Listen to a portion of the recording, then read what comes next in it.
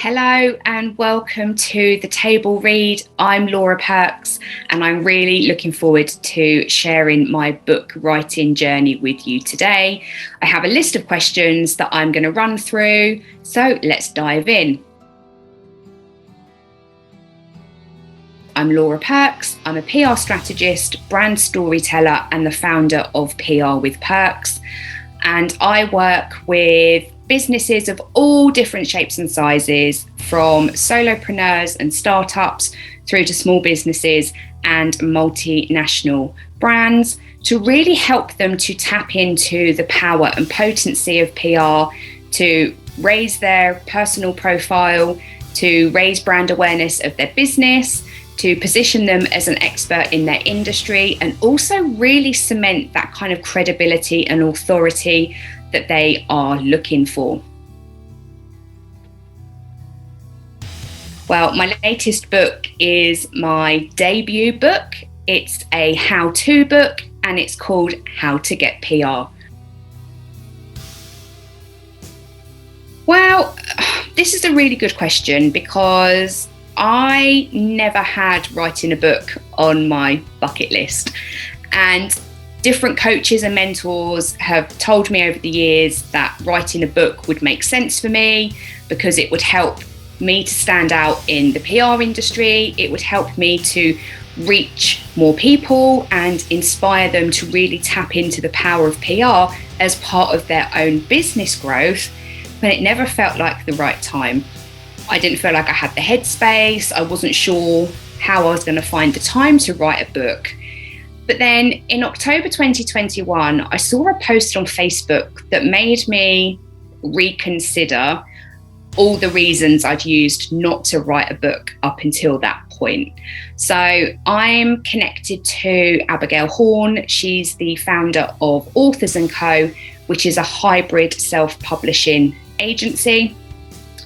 And Abigail had put a post up on Facebook to really give some insights into what her own book has allowed her to do in order to grow her business, how many different revenue streams she's been able to create off the back of the book, and also how many people she's been able to impact as a result of that. And my business is very much centered around making an impact. It's about allowing business founders to show up and share their message to a wider audience so that they can help more people, to help more people, to help more people. So I thought to myself, maybe now's the time to write a book. Maybe now's the time to make it a priority and use it to leverage your expertise. You know, for me, I am so passionate about creating a platform for business owners to be able to tap into the power of the press, to tap into a ready-made audience of hundreds of thousands, if not millions, of ideal customers and clients. But I'm only one person, so I can't make that impact on my own. So for me, writing a book made sense. Writing a book was allowing me to share my message with the world and continue to impact people long after I'm gone. You know, this book really for me is my legacy, and I want people to use it as their first port of call when they start to think about adding public relations into their business growth. And also, I've been in the industry for 18 years, and similar themes pop up when it comes to entrepreneurs and startups embracing PR. There are myths that surround it, there are beliefs that aren't necessarily true, but there's also a process that needs to be followed in order to get yourself noticed by journalists.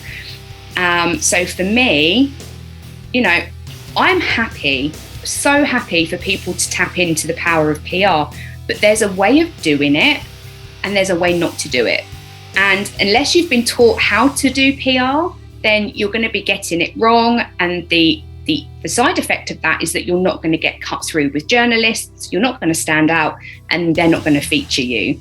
So I thought, why don't I bundle up 18 years of knowledge and expertise, put it into a book that people can then read at their own pace, start to implement at their own pace, and really understand the fundamentals of PR, really understand what it is, how it works, what results it can deliver.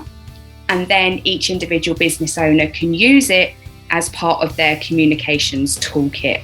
So it wasn't necessarily my desire to write a book that led me to write a book, but timing is everything, energy is everything. And this one post from Abigail just set off all the light bulbs in my mind. And I thought, let's just do it now. Well, because this book is based on my own knowledge and expertise, I didn't have to do much research because this is all my knowledge. So basically, it's kind of digging into the depths of my brain and pulling out 18 years worth of systems, processes, do's, don'ts, failures, successes. So for me, I didn't necessarily have to research a lot because a lot of this is information that I know personally and have experienced. However, there is one chapter in the book where I delve into mindset because, again, similar themes pop up when I have conversations with business owners. And more often than not, it's mindset that holds business owners back from dipping their toe in the water, shall we say, with PR. So for me, it was really important to cover the topic of mindset, but equally I wanted to do it justice. And I look into things like imposter syndrome and perfectionism and comparisonitis. And while I can talk about that from my own personal experience, I did want to use somebody more credible to kind of really explain what each of those is in more technical terms. So I did do some research online. I spoke to a couple of people because I wanted to make sure that the information I was giving was kind of correct and that I wasn't doing anyone a disservice by relying purely on my own experiences. I wanted to back it up with somebody else more credible as well. That's a really good question. So, as I've said, I've been in the PR industry for 18 years now, and writing is just part and parcel of the role. We are constantly creating ideas. We're having to write email pitches to journalists. We're writing press releases. We're writing features. We're typing up interviews. So for me, it's more watching the evolution of an article come to life. It's really about allowing a story to unfold and unravel. And again, that process that I see business owners go on, just from a simple one-to-one conversation, and all of a sudden they've just kind of set out their path to success and they share their expertise. So I then feel like a real custodian of their story, and I just feel honoured to have the opportunity to then turn that story into words that are going to make an impact on a journalist, that's going to deliver content to their audience, and it's going to get my clients featured in the press. So for me, the love of writing comes from sharing a message, putting words out into the world, informing, educating, inspiring people, and just inviting people in. We've been communicating as human beings for God knows how many millennia. It's how we build friendships. It's how we make an impact. It's how we allow people to get to know us on a deeper level. It's where we build trust. So for me, the love of writing comes from all the possibilities that come from sharing the written word. And again, what I love about writing is those words don't change. Once those words are down on a piece of paper, they're immortalized forever. Whether they are in a book, whether they are on a website, whether they're on social media, that content stays there. Those words are powerful. Those words are emotive, and those words are encouraging and inspiring other people to make a change, whether it's to buy a product, to make them feel better about themselves, or whether it's a service that's going to help them to change and grow. So for me, what I love about writing is the potential it has to make an impact on a massive scale. And again, I think when you're in flow, when you're writing, it just feels like the most beautiful, magical experience, because you're allowing yourself to transport yourself to a different place. And it doesn't matter what's going on around you, writing just feels cathartic. It's therapeutic. Whether you're writing in a journal, or you're writing in your diary, or you're writing, a fiction or a non-fiction book, you just allow your head to focus on what you're doing, and it allows you to escape the reality of what may be going on around you. Wow. Oh, I don't know if I'm going to be able to choose just one piece of advice. I guess,